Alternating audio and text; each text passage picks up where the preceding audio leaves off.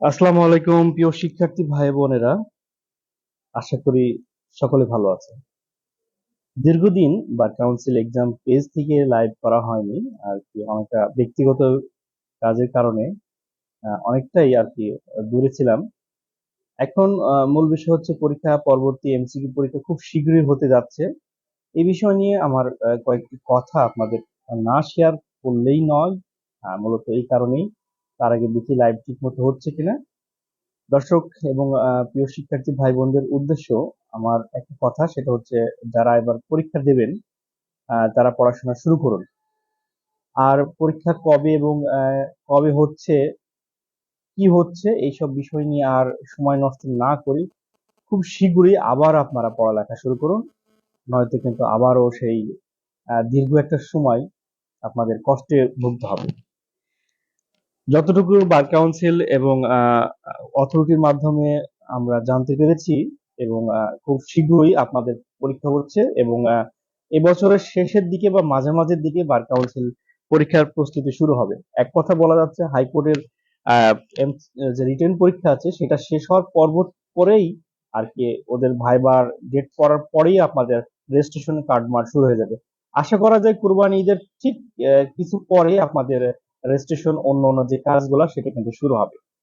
তাই সময় নষ্ট না করে, এক ফোঁটা সময় নষ্ট না করে আপনারা রীতিমতো পড়াশোনা শুরু করুন। নয়তো ভবিষ্যৎ কিন্তু আপনাদের অন্ধকার। যেটা বলবো, কেন অন্ধকার কথাটা বললাম সেটা হচ্ছে বার কাউন্সিল অত্যন্ত কঠিন হয়ে গেছে। এর আগে পরীক্ষার বার কাউন্সিলের মোটামুটি বেশ পরীক্ষা 5,000 7,000 পর্যন্ত স্টুডেন্ট নিত আর কি অ্যাডভোকেট।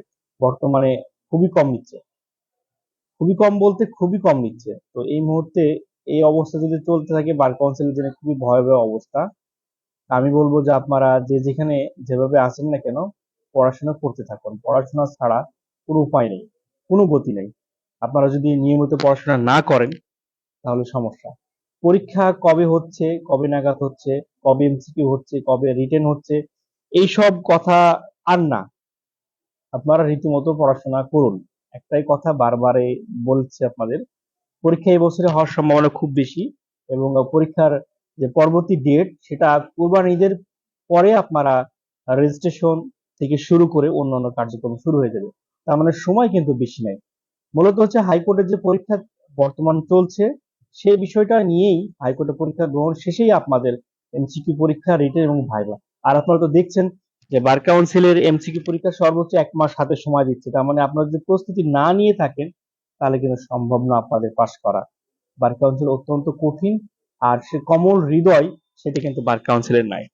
আর আরেকটা বিষয় বলে রাখি, ইতিমধ্যে আপনাদের অসংখ্য ধন্যবাদ। আমাদের বার কাউন্সিল যে গ্রুপটা সেটাতে প্রায় 28,000 মেম্বার আপনারা হয়েছেন। অবশ্যই আপনাদের ভালোবাসার কারণে হয়েছে।